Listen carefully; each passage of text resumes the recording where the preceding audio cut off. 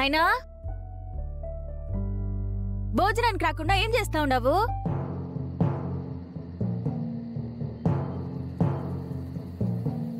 వీళ్ళు ఇంకా నా ఇంట్లో ఉండడానికి వీల్లేదు.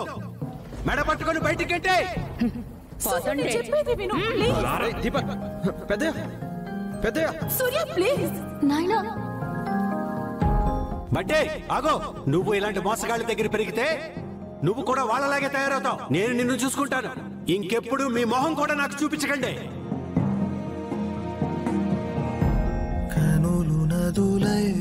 ఏంది నాయనా అట్ట చూస్తా ఉండవు? నిన్నే నాయనా అడుగుతా ఉండేది. కింద అందరూ ఎదురు చూస్తా ఉండారు. ఇంకెప్పుడు మీ మొహం కూడా నాకు చూపించకండి.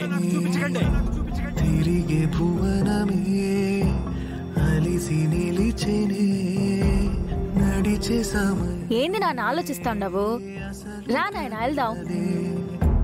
నిన్ను గుండె మీద నిదుర.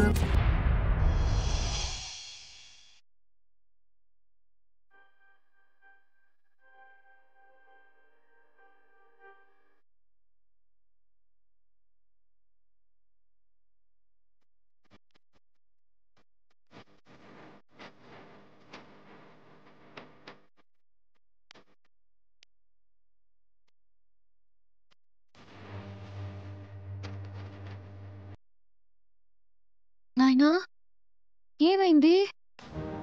ఆ కళ్ళల్లో కన్నీళ్ళేంది? నాయనా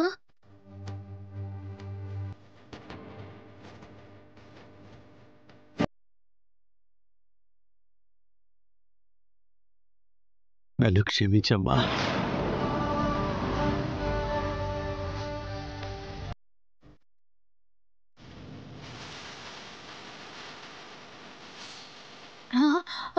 నాయనా ఏంది నాయనా నువ్వు? ప్లీజ్ నాయనా. లేదమ్మా, నేను తప్పు చేశాను. ఏ తప్పు చేయని నిన్ను మెడ పట్టుకుని బయటికి గెంటించాలని చూశాను.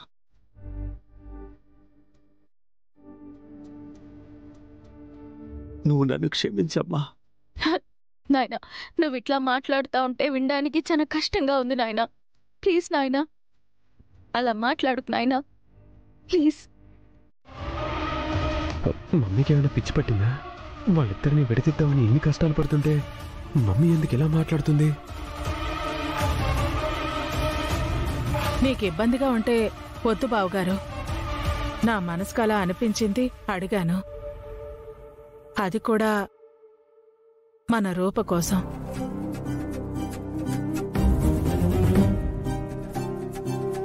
ఏంది చిన్నమ్మా నువ్వు కూడా? నాయన చూస్తేనే అర్థం కావట్లా. నాయన మనసేం బాగోలేదు. బోనం వద్దు, ఏం వద్దు, వదిలేయండి. తాతయ్య, అమ్మ బోనం ఎత్తుకుంటే చూడాలనుంది తాతయ్య. ప్లీజ్ తాతయ్య, వెళ్దాం తాతయ్య.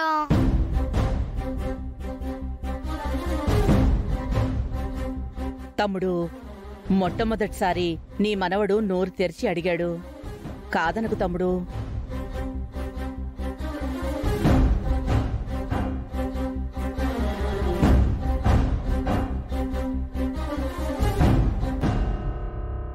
సరే వెళదాం.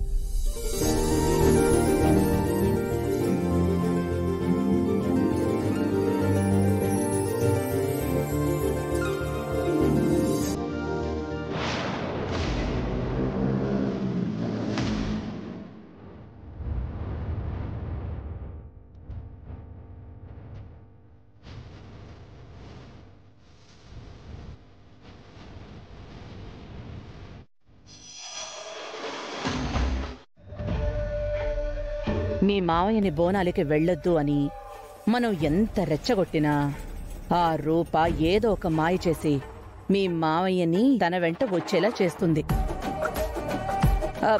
పోనీ వాళ్ళు బోనాలు ఎత్తుతామంటే వద్దని వారించడం వలన మనకొచ్చే లాభమేంటో చెప్పు? లాభమేం లేదు. ఆల్రెడీ మనం ఇంట్లో చేసిన 2 ప్రయత్నాల్లో ఫెయిల్ అయ్యాం. వాళ్ళింట్లోనే ఉంటే మనం ఏమీ చెయ్యలేమని ఆ అమ్మవారి బోనాలు పేరుతో వాళ్ళని బయటికి రప్పిస్తున్నాను. పోయినసారి మీ మామయ్య కోసం వేసిన స్కెచ్ మిస్ అయింది. మళ్ళీ ఈసారి అవకాశం వచ్చింది అనుకో. Super mummy. అయితే ఈసారి మళ్ళీ పోతురాజు గెటప్ వేసుకొని ముందు మామయ్యనే లేపేస్తాను. వద్దు దీపక్, ఈసారి పోతురాజు గెటప్లో వద్దు. అలా అని మీ మావయ్యని మాత్రమే టార్గెట్ చెయ్యొద్దు. ఎవ్వరు దొరికితే వాళ్ళని టార్గెట్ చేద్దాం. మనం దొరకకుండా ఉండేలా ప్లాన్ చేద్దాం. ఏం చెయ్యాలి, ఎలా చెయ్యాలి అనేది నేను చెప్తాను.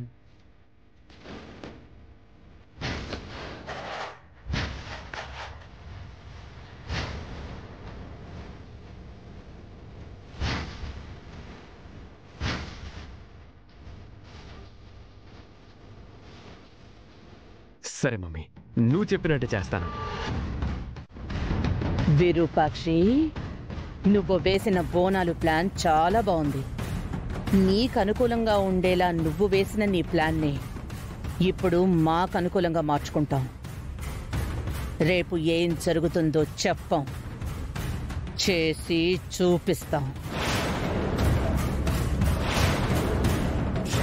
ఆ విజయాంబిక సపోర్ట్ చేస్తుంది అంటే ఆ సపోర్ట్ వెనక మంచి ఆలోచన అయితే ఖచ్చితంగా ఉండదు అమ్మగారు.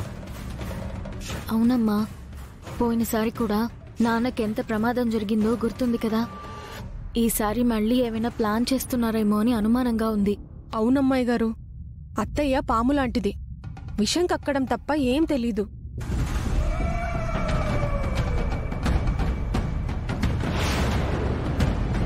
ఆ విజయాంబిక ఏం ప్లాన్ చేసినా మనమంతా అమ్మవారి మీదే భారం వేద్దాం.